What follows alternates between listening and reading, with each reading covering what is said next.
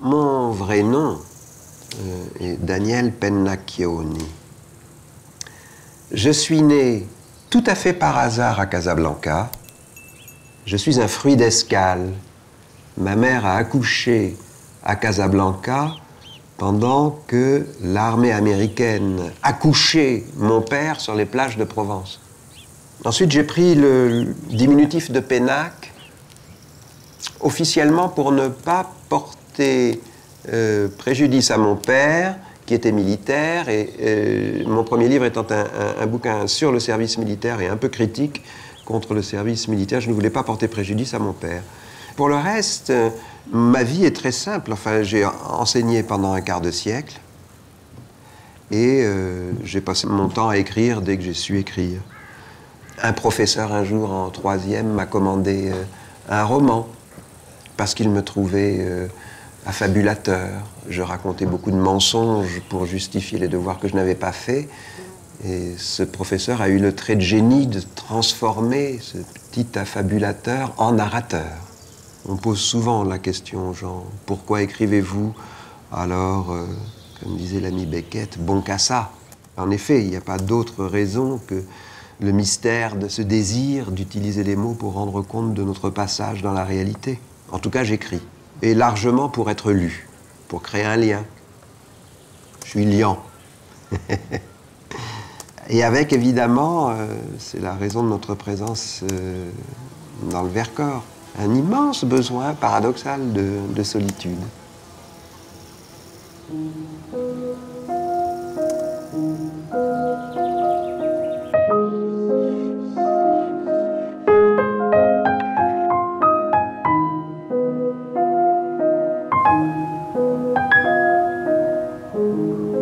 J'écris depuis toujours et je publie depuis 36 ans. Qu'est-ce que raconter une histoire si on ne se met pas dans l'esprit que les toutes premières personnes à qui nous racontons des histoires sont des enfants? Et donc, j'ai écrit Cabocaboche et L'œil du loup, et je l'ai fait réellement comme exercice d'humilité narrative et intellectuelle. D'abord, le récit. Si le sens vient, il viendra. Je l'installerai à ma façon dans le récit. Qui s'en aperçoit, et c'est tant mieux pour lui. Qui ne s'en aperçoit pas, ne s'en aperçoit pas, et c'est pas si grave que ça. Et ensuite, j'ai écrit Les Malocènes. J'ai donc décidé, à l'intérieur du cadre des romans noirs, de raconter l'histoire d'un bouc émissaire professionnel. C'est-à-dire de quelqu'un qui est salarié explicitement pour se faire engueuler à la place des autres.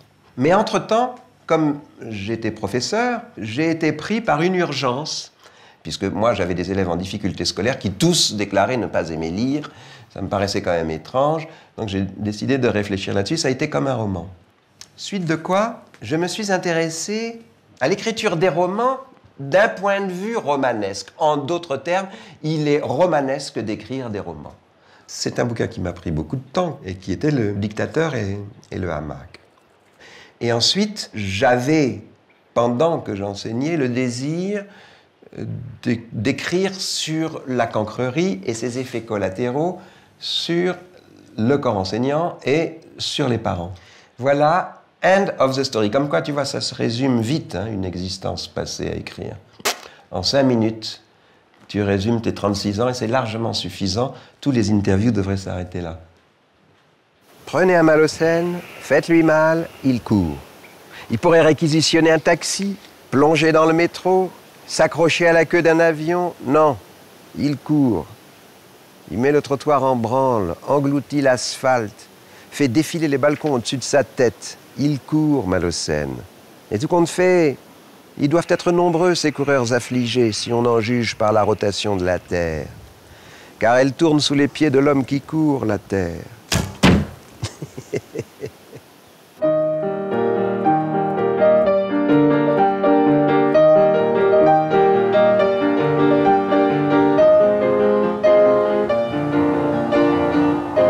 J'ai très peu de mémoire utile. Je suis un ordinateur sans mémoire utile. Le fait est que je n'ai pas non plus de mémoire d'enfance. Quelques vagues images de désert, ce qui tombe bien avec le thème d'une mémoire vide. Des déserts de Somalie, de Djibouti. Et alors, curieusement, l'imagination est venue compenser cette absence de mémoire. C'est comme si l'imagination était une mémoire à l'envers. C'est-à-dire comme si, en entrant dans la gratuité romanesque, imaginative, cette imagination me permettait de ramener à la surface, un peu comme dans une psychanalyse, des souvenirs enfouis. Tous ces instantanés qui se transforment en destin, clic, clac, et puis hop, tu ouvres ça 50 ans après, ça vous a un petit goût de cimetière. C'est assez éprouvant, en fait. Voilà, papa. Là, il est général de division, avec une mine que nous ne lui connaissions pas. Nous, c'était un homme exquis. Ça, c'est en 50, et c'est Djibouti. La résidence, donc, du colonel commandant la place. Et là, tu vois, bon, la taille du bonhomme, j'étais pas bien grande. Après Djibouti, le Vietnam, appelé l'Indochine à l'époque.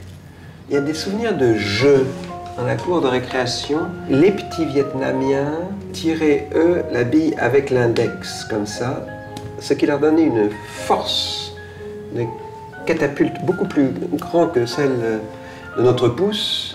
Et j'ai commencé un livre sur le Vietnam, je n'ai écrit que le premier chapitre, et je me disais, on n'aurait jamais dû se battre contre des gens qui avaient cette science de la propulsion. Donc, après le Vietnam, retour en France, donc, et ensuite, il y a eu un autre type de pérégrination qui a été la succession des pensions. J'allais de pension en pension, parce que j'étais plus, au bout de 2 ans, tout à fait persona grata dans la pension. Ça tombait bien.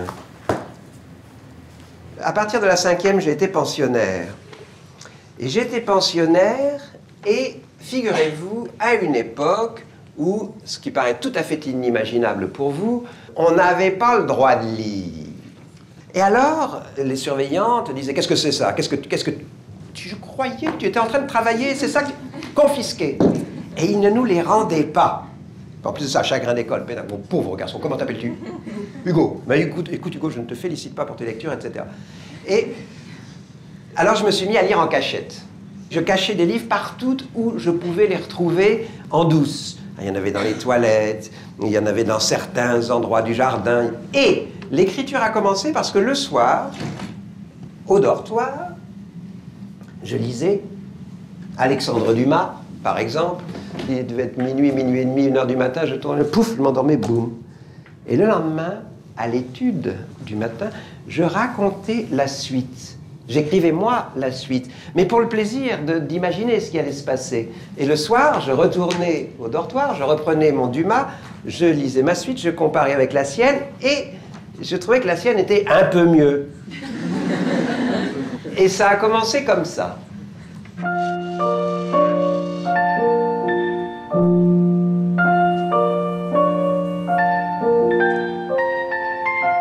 Une autre activité que sur le tard, je me suis mis à pratiquer pour faire la nique à ma mémoire défaillante, c'est apprendre des textes. Par exemple, Bartleby de Melville. Je l'avais appris par cœur pour faire la nique à ma mémoire.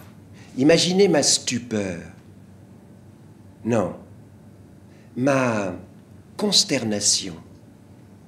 Lorsque, sans quitter sa solitude, Bartleby répondit d'une voix singulièrement douce et ferme, « Je préférerais pas ».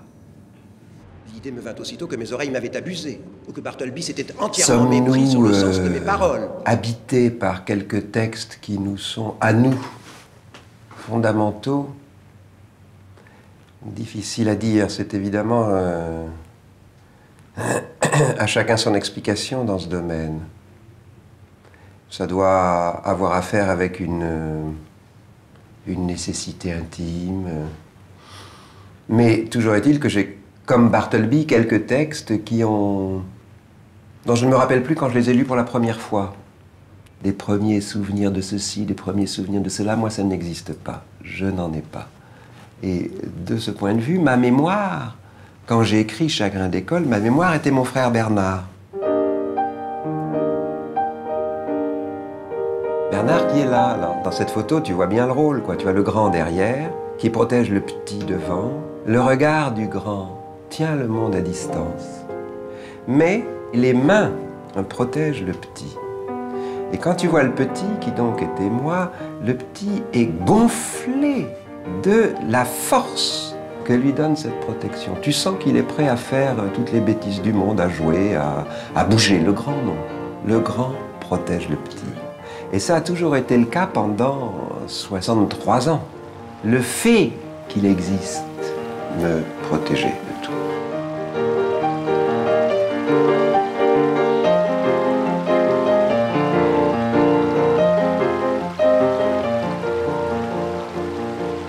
Et il n'y avait pas de...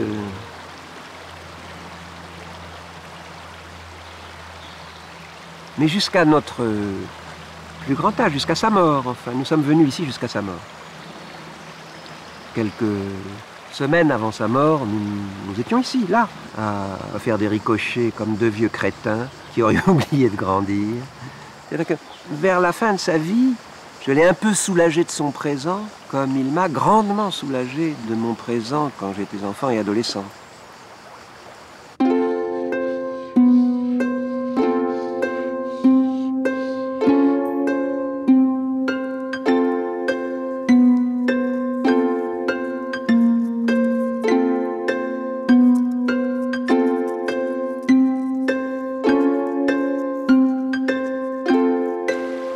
Alors voilà encore un souvenir de Bernard. Bernard me disait par exemple, Daniel, dans sa première année de scolarité, n'a appris que la lettre A.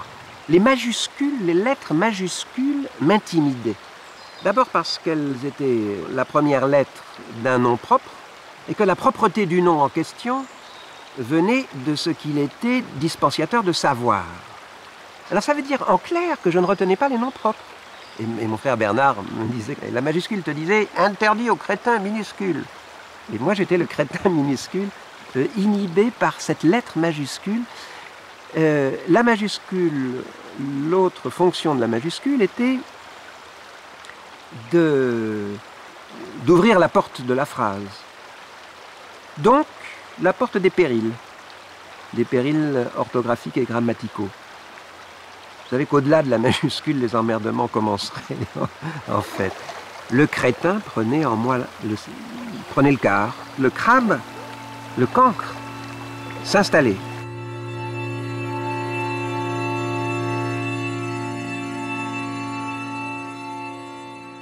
Cancre, cancre, nom masculin, attesté une fois au XIIIe siècle, puis à partir de 1552, est emprunté comme cancer au latin cancer, cancri, crabe.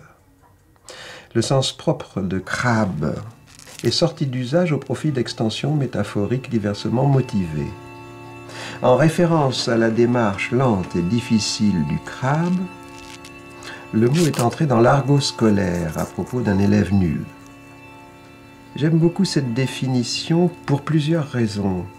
Le crabe marche de travers, lentement, et que métaphoriquement, l'élève crabe, le cancre, marche de travers, c'est-à-dire ne suit pas la droite ligne du résultat scolaire que suivent les autres.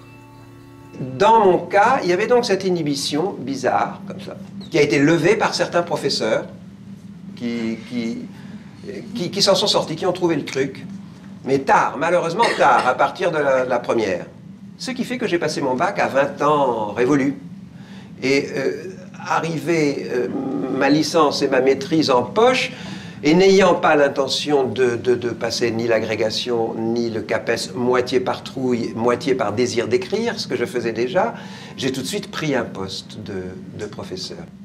J'ai pris un poste dans une institution spécialisée dans les enfants en grande difficulté scolaire. J'avais des classes qu'on appelait aménagées, non pas en deux mots, mais en un mot, disait la direction. Attention, elles ne sont pas aménagées en deux mots.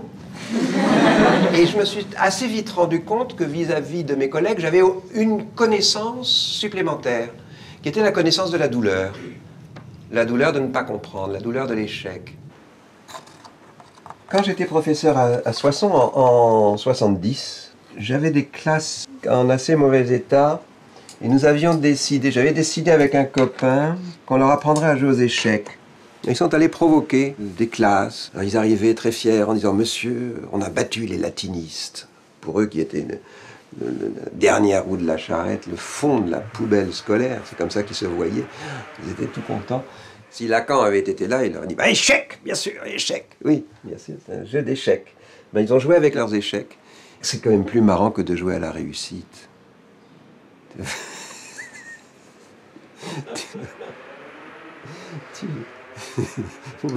Mes enfants, écoutez-moi bien, il vaut beaucoup mieux jouer aux échecs qu'à la réussite. Ces élèves que nous allons voir sont des gosses qui, il y a quelques mois, parlaient à peine français. Ils viennent d'arriver sur le territoire français. On les appelle les primo-arrivants.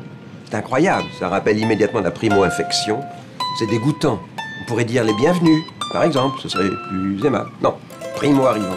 Et là, en l'occurrence, ils sont tombés sur un professeur qui a fait le pari de les introduire dans la langue par le biais du texte. Et donc, les gosses que tu vas voir là ont fait en quelques mois, d'un point de vue linguistique, grâce à cette femme, un voyage intersidéral. Ils ne sont pas seulement entrés dans la langue, mais ils sont entrés également en littérature française.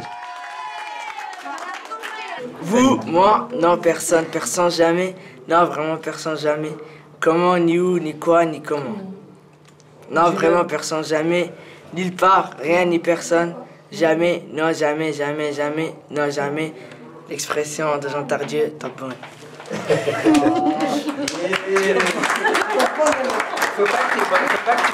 Faut pas que tu manges le titre à la fin. Expression de Jean Tardieu. Alors, qui est-ce qui a rêvé? Les rêves. Les rêves. T'en as noté? Ouais. J'ai demandé à ces enfants de noter leurs rêves.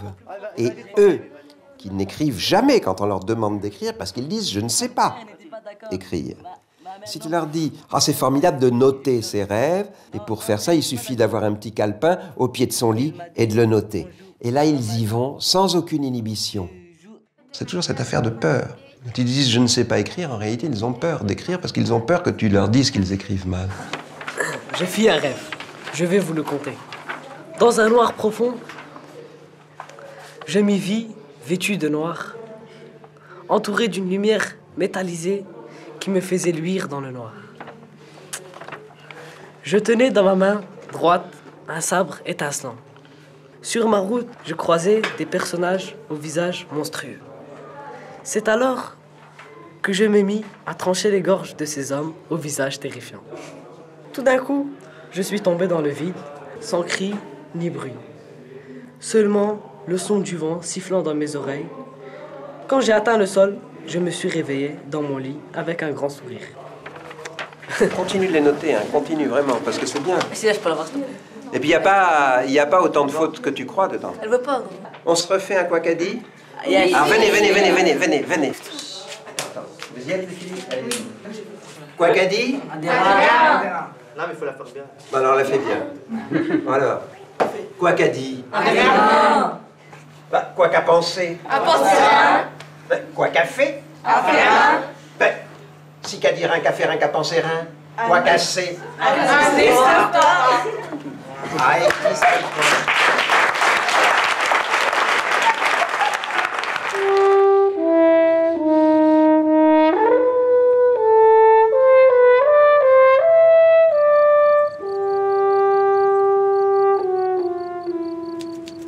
Au début des années 80, j'ai commencé à écrire Les Malocènes parce qu'un de mes amis, en l'occurrence Jean-Bernard Pouy, m'avait mis au défi d'écrire un roman noir. Et je me suis amusé à écrire un roman noir qui était au Bonheur des Ocres en inversant les codes ordinaires du roman noir de l'époque. C'est-à-dire que là où le héros est habituellement un solitaire, moi j'en ai fait un chef de famille entouré d'une ribambelle d'enfants. Et comme en même temps, j'avais rencontré Mine, ma femme. Nous avons tous les deux bénéficié, grâce à cette rencontre, d'une espèce d'énergie amoureuse qui s'est métabolisée en énergie d'écriture. Elle écrit aussi sous le nom de Véronique M. Lenormand, et moi j'écrivais, j'étais dans Les Malocènes.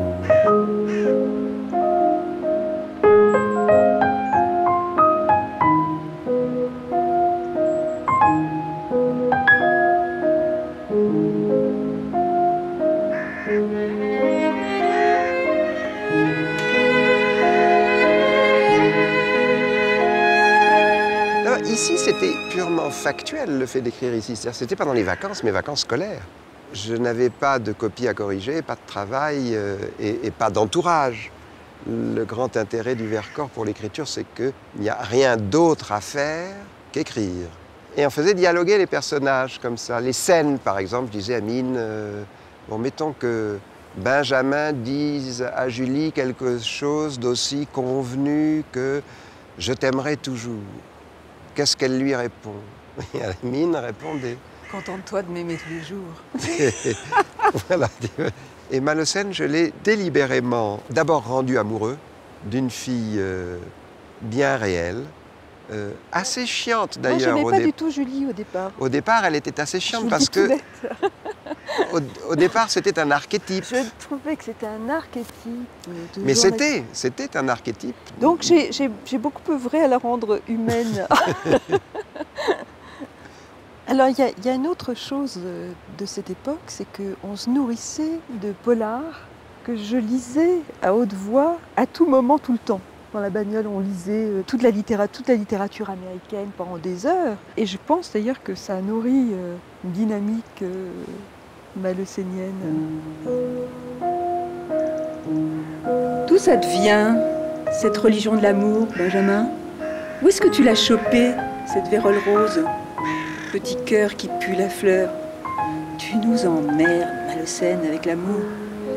Change tes yeux, ouvre la fenêtre, offre-toi une télé, lis journal, apprends la statistique, entre en politique, travaille, et tu nous en reparleras, de la belle amour.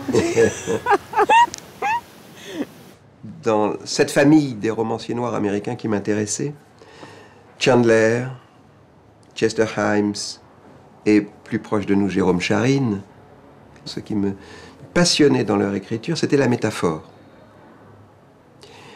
La métaphore qu'ils utilisaient en lieu et place de la description et aussi de l'analyse psychologique. Et le jour où j'ai découvert cette écriture-là, j'avais plus de 35 ans, j'ai adoré ça. C'est une des raisons pour lesquelles les gens qui veulent tourner des Malocènes se cassent la gueule, les cinéastes. Parce qu'ils s'imaginent avoir affaire à des livres d'images et ils ont affaire à des livres de métaphores. Si tu dis c'était l'hiver sur Belleville, il y avait 5 personnages, 6 avec la plaque de verglas, la plaque de verglas avait une forme d'Afrique, etc. On sent bien que le langage entre dans une écriture métaphorante. Et la métaphore, pour moi, c'est ce qui produit avant tout de la sensation. Si le sens arrive ensuite, tant mieux.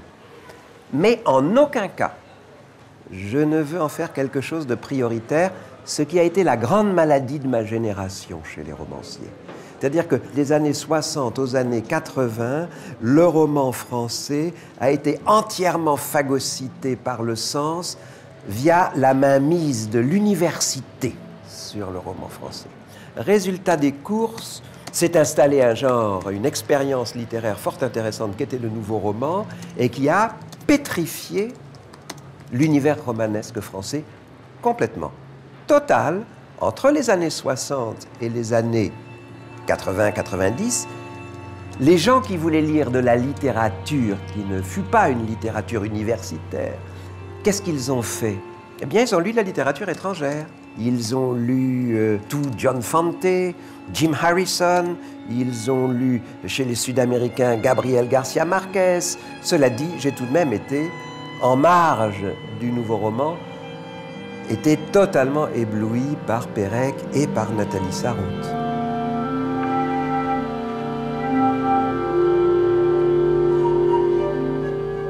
Ces trois-là constituent ma sainte trinité littéraire.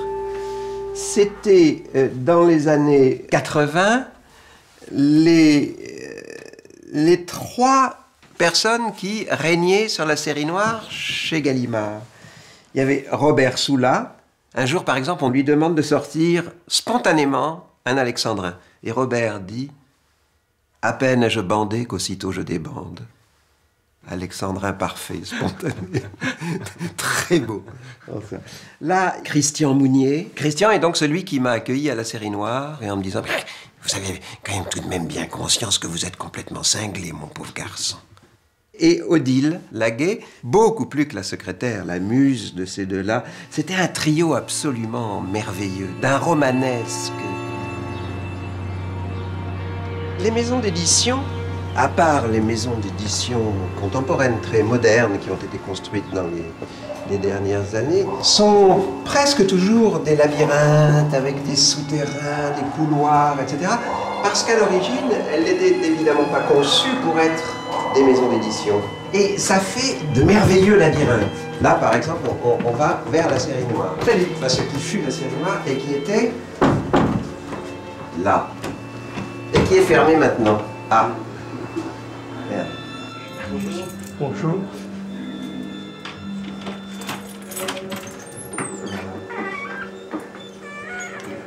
Donc voilà la série noire. Ma deuxième naissance a eu lieu ici. Je moquais mes amis de Gallimard à l'époque en leur disant « Oui, vous mettez la série noire à la cave, la blanche aux étages, la Pléiade dans le petit hôtel particulier. » Il y a donc une espèce de hiérarchie architecturale liée à l'importance des collections. Et je leur disais « Si un jour vous faites de la littérature porno, vous creuserez sous la cave. » Je vais vous faire Christian assis à son bureau. Il était comme ça. Je ne l'ai jamais vu faire en 20 ans, je n'ai jamais vu faire que 2 gestes, 2 mouvements. Celui-ci, parce qu'il lisait les manuscrits, comme ça.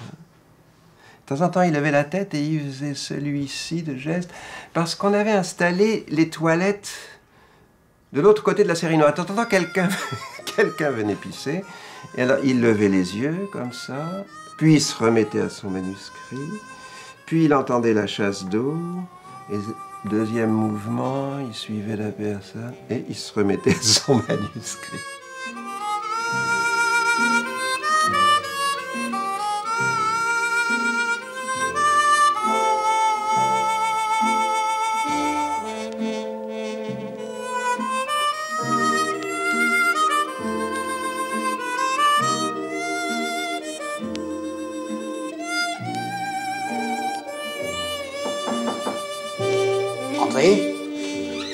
Et donc, la toute première fois que je suis arrivé, Christian était là.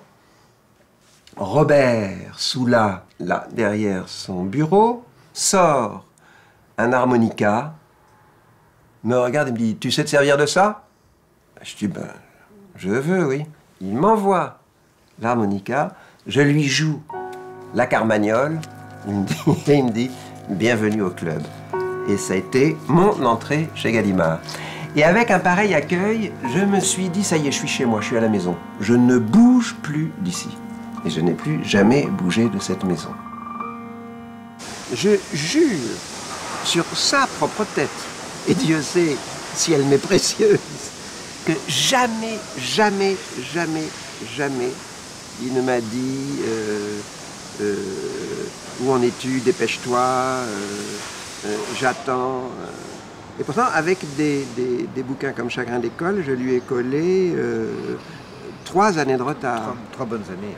Dans notre relation avec Antoine, bon, trimballe comme ça, une relation de 25 ans qui s'est petit à petit devenue une amitié. Je ne sais pas si je peux le raconter. Et si je ne peux pas le raconter, on pourra le gommer. Vas-y. Un jour, on discutait du montant des droits. Et puis, on n'était pas d'accord. Et Daniel dit, ben, c'est pas grave. Il n'y a que Daniel pour dire ça. C'est pas grave, on va l'acheter, on va le jouer au sort. On va acheter un pile ou face. Un pile ou face, une pièce de monnaie. Et je dis, bon, alors je fais venir ma secrétaire et on lui demande de jeter la pièce de monnaie. Pile, c'est moi qui gagnais et face, c'était lui. Et j'ai gagné. Et j'ai paumé. Alors, on n'a jamais rejoué après à ce jeu-là. Daniel Pénac, alors je disais que vous êtes la révélation de ce début d'année. Il y a ce personnage qui s'appelle Benjamin Malocène qui était dans vos précédents romans, hein, je crois. Oui, parce que c'est une tétralogie. C'est ça. Hein, et qui est donc un personnage assez étonnant, qui a toute une tribu autour de lui, la tribu de Belleville. Belleville étant un quartier de Paris, je le dis pour les provinciaux, parce que tout le monde ne le sait pas. Ça se passe dans le milieu de l'édition. Déjà, pourquoi avez-vous choisi une maison d'édition? C'est les hasards de sa carrière. Il a commencé comme bouc émissaire de profession, c'est-à-dire, il faut comprendre par là qu'il est payé il est payé pour se faire engueuler à la place des gens. Il est salarié pour se faire engueuler à la place des gens. Vous qui émissez dans une maison d'édition, ça existe? Mais ça devrait. Vous qui travaillez dans des maisons Les d'édition. gens qui occupent cette fonction ne le savent pas, mais ça existe. Ah, c'est très bien. Ce qu'il y a de sûr, c'est que aussi fou soit-on dans le roman, quelles que soient les choses qu'on imagine, aussi dingues soient-elles, on n'a jamais autant d'imagination que la réalité elle-même. Les personnages, la plupart de mes personnages sont des amis, parce que c'est des êtres poétiques, il n'y a qu'à recopier. Ne laissez pas croire que tous les téléspectateurs pourraient écrire votre roman. Non mais C'est là, pas vrai. disons que l'imagination, ça consiste à rabouter les petits morceaux de poésie qui nous sont offerts par le réel. Ça, c'est magnifique, c'est bien dit. Alors, C'est beau, hein. C'est beau. Mais...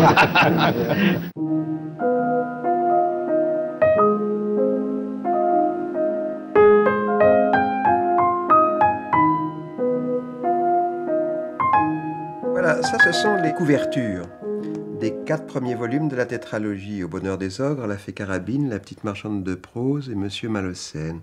Et Tardi y a dessiné tous les personnages principaux de la série. On peut les reconnaître. Malocène, toujours de dos, qui n'est jamais représenté. Julius le chien, bien sûr, toujours présent, toujours en crise d'épilepsie. La reine Zabo avec son énorme tête de psychanalyse réussie sur son corps d'anorexique. La mère Malocène en grossesse permanente. C'était une des contraintes des Malocènes. Un mort, une naissance. Et évidemment, Verdun, le bébé perpétuellement furieux, explosif, comme la bataille de Verdun. Clara se mariant, Julie qui est venue avec ses seins. Et alors ce grouillement du dessin de Jacques est assez évocateur de Belleville, dont Sissou la Neige a tatoué la carte sur son corps.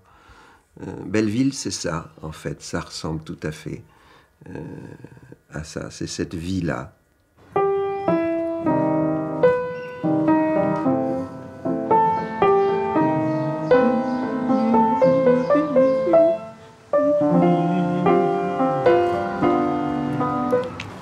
Troppo triste. Bene. Bene,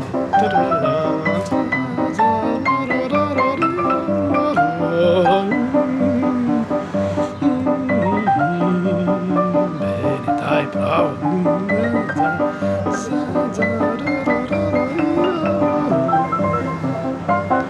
Adesso trombettista.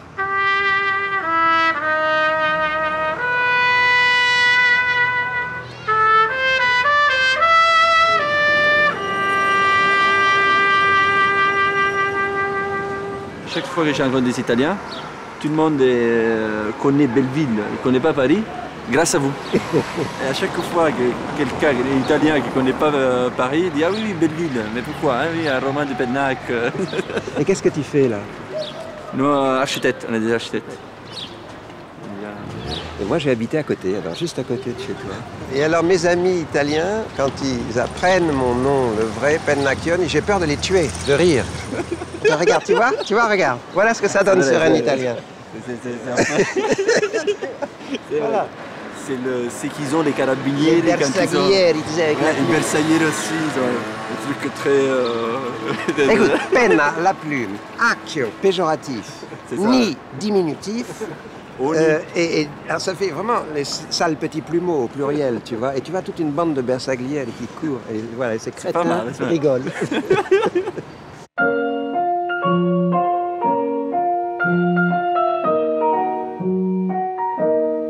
Si on devait résumer l'existence de Belleville, je dirais que c'est la géographie réduite par l'histoire à un mouchoir de poche. Toutes les populations du monde entier se retrouvent dans ce tout petit quartier pour des raisons historiques, la décolonisation, les famines, les guerres, etc. Et le quartier lui-même ne cesse d'être martyrisé par la politique urbaniste la plus délibérément cruelle et qui, petit à petit, évidemment, fiche à la porte du quartier tous les gens qui ne peuvent plus payer de loyer. J'ai peut-être, hélas, contribué aussi au fait que c'est devenu un peu bobo. Donc, les gens les plus pauvres sont de cercle en cercle, comme dans l'enfer de Dante, chassés de plus en plus loin. Et cette destruction fait le sujet, la destruction de Belleville, c'est le sujet de M. Malocène. Au fond, Malocène ne pouvait que vivre à Belleville.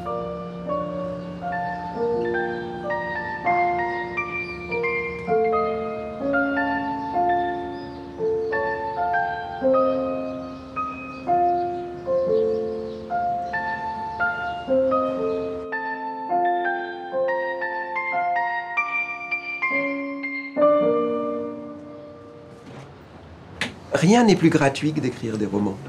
Personne ne te réclame un roman. Quand ça marche, je descends ici à 8 ou 9 heures, j'en repars à 7 ou 8 heures, et, bon an, mal an, j'ai produit en termes d'écriture définitive un paragraphe. C'est beaucoup, hein? Mais si ça se passait comme ça tous les jours, ce serait relativement rapide. Ça se passe pas comme ça, parce que très souvent, l'excitation du paragraphe est suivie par une espèce de contentement de soi,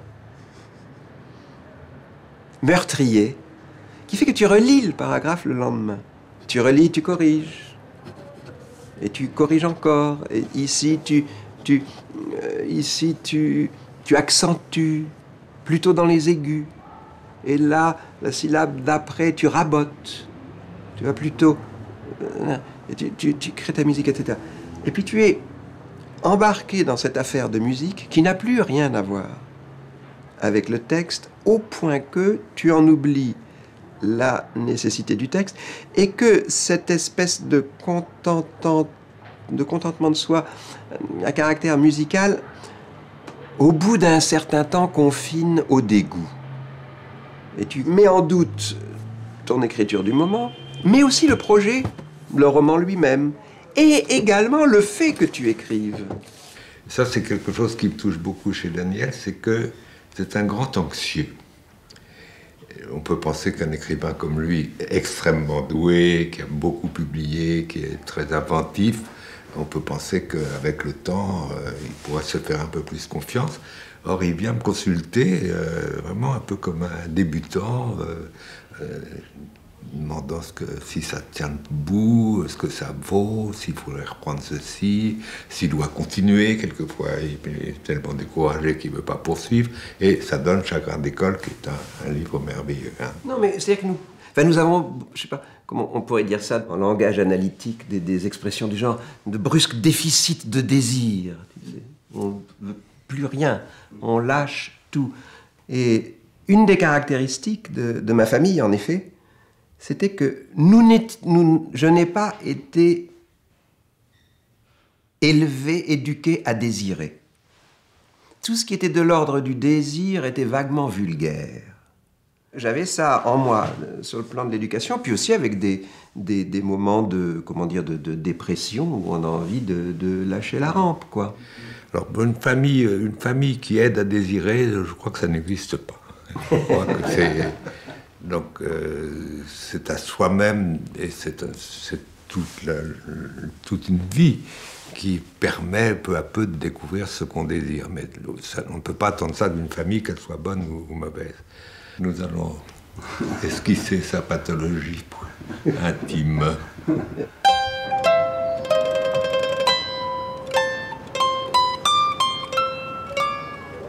Je crois beaucoup à la physiologie du lecteur, c'est-à-dire que je pense que l'acte de lire consiste d'abord à s'installer dans la forme du corps qui lit.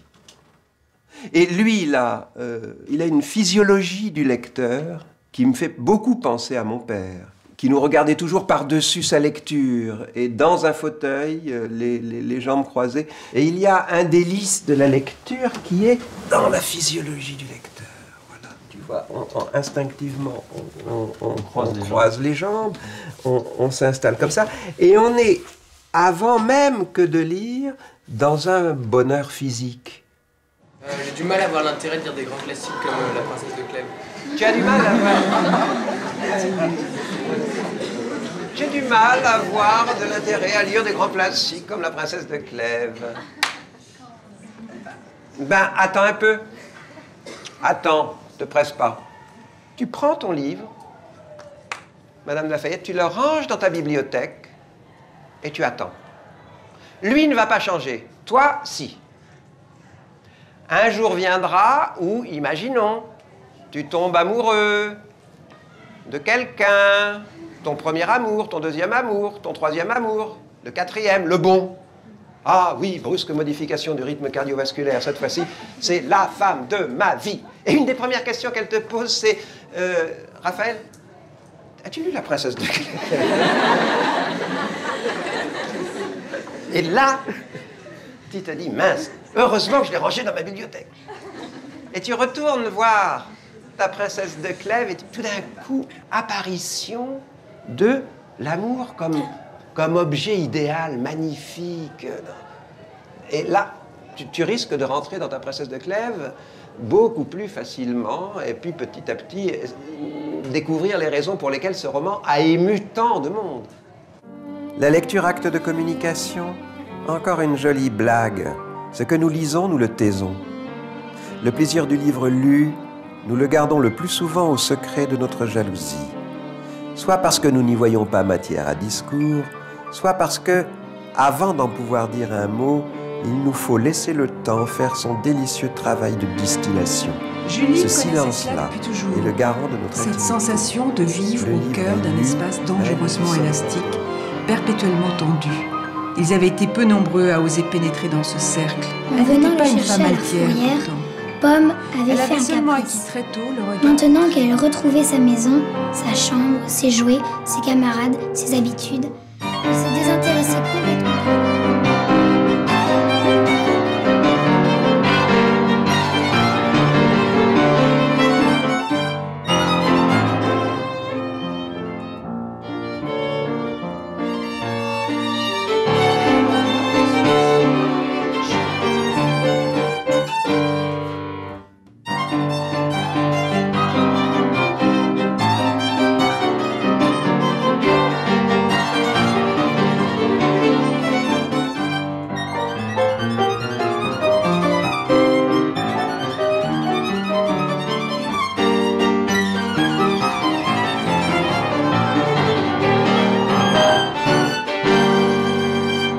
J'avais apporté un tout petit texte sur Je vous en prie, je vous en prie. Tout petit.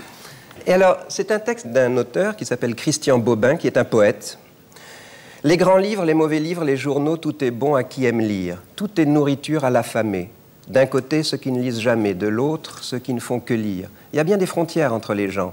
L'argent, par exemple. Cette frontière-là, entre le lecteur et les autres, est plus fermée encore que celle de l'argent. Celui qui est sans argent manque de tout. Celui qui est sans lecture manque du manque.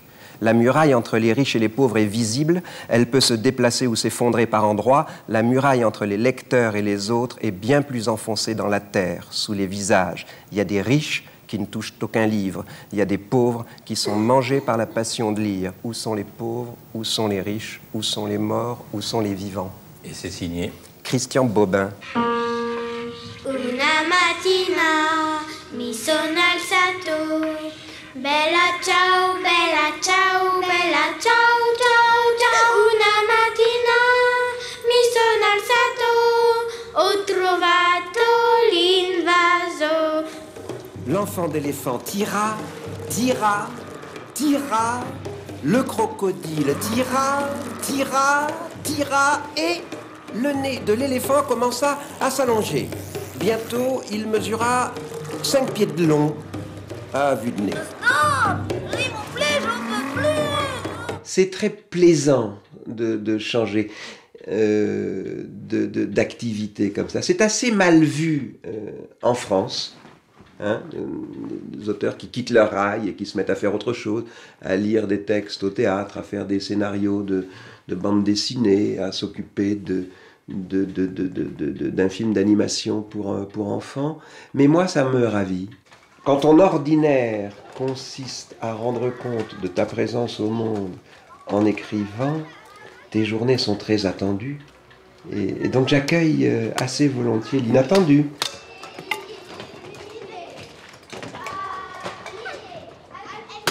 J'aime beaucoup, probablement parce que j'écris aussi pour les enfants, j'aime beaucoup laisser mon regard planer sur eux quand ils jouent dans la cour.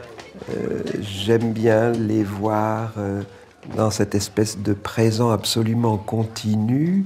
Et ça me met en énergie d'écriture, disons. Voilà, ça me donne de l'énergie. Ils sont installés dans un présent d'éternité, c'est ça. Le temps n'a pas de frontières, pas de limites, ça pourrait durer indéfiniment. Et en même temps, dans cette durée infinie, l'activité est constamment morcelée. Le jeu à peine ébauché s'achève, hop, on passe à autre chose. La métaphysique commence avec l'apprentissage. Voilà, regarde ce petit garçon, c'est un petit métaphysicien. La métaphysique va avec l'apprentissage du fonctionnement du langage. Ils ont déjà les mots, et puis tout d'un coup, ils s'interrogent sur la mort, sur la naissance. Ils ont comme ça de grandes interrogations qui sont liées à des peurs primitives. Hein. La peur de perdre les parents, la peur de se réveiller tout seul, la peur du noir. Et tout ça fait tourner un petit moulin métaphysique dans leur tête. Donc il y a les enfants qui sont de doux métaphysiciens assez hédonistes. Ensuite, les adolescents deviennent psychologues et moralistes. Et nous, les adultes qui avons de la bouteille, qui avons parcouru, etc., nous sommes assez naturellement épistémologues, logiciens et comptables, quoi.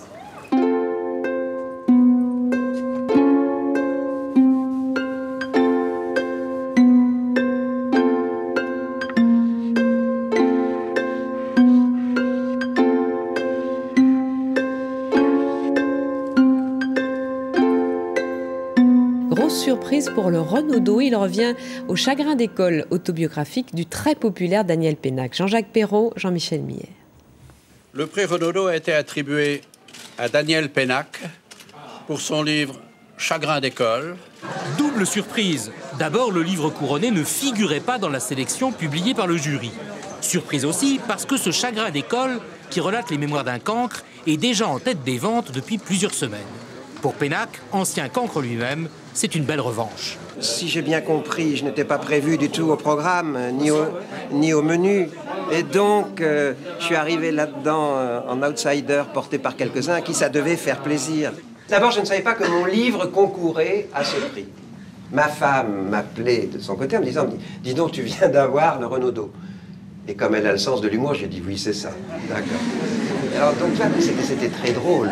D'autant plus que, un an avant, j'avais écrit un petit monologue intitulé « Merci », que j'avais donc lu au théâtre, joué au théâtre, et où je me moquais des prix. Et le gagnant est... L'index prix dans l'enveloppe à ouvrir, bien sûr. Le gagnant est... The winner is... Der Gewinner ist... El ganador es... Il vincitore est... Giusto Chawa. Mais oui, dans toutes les langues. J'ai vérifié. Ce genre d'insanité fait son trou dans toutes les langues.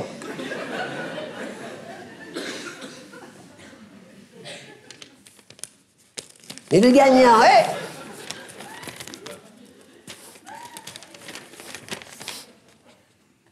Moi.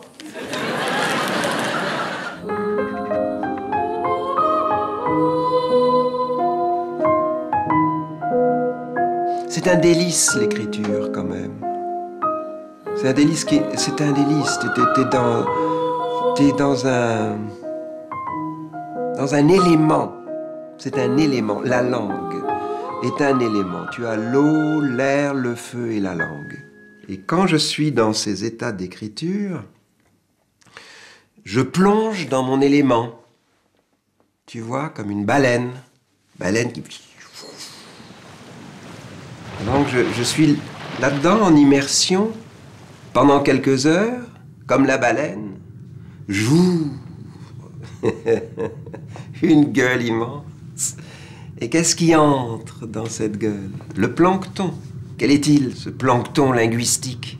C'est des mots, des bribes de phrases, des sonorités dont je me nourris dans mon désir d'expression, qui est l'équivalent d'un appétit. La baleine ne bouffe pas n'importe quoi. La baleine est un gourmet. Tu vois, elle avale son plancton et ses fans trient infiniment. Infiniment. Et il ne reste que très peu d'éléments comestibles qui vont finir, dans mon cas, en phrases. Et là, la journée est finie et je fais surface. Et là, par exemple, nous sommes en surface. Enfin, c'était bien entendu, on l'aura compris, une métaphore.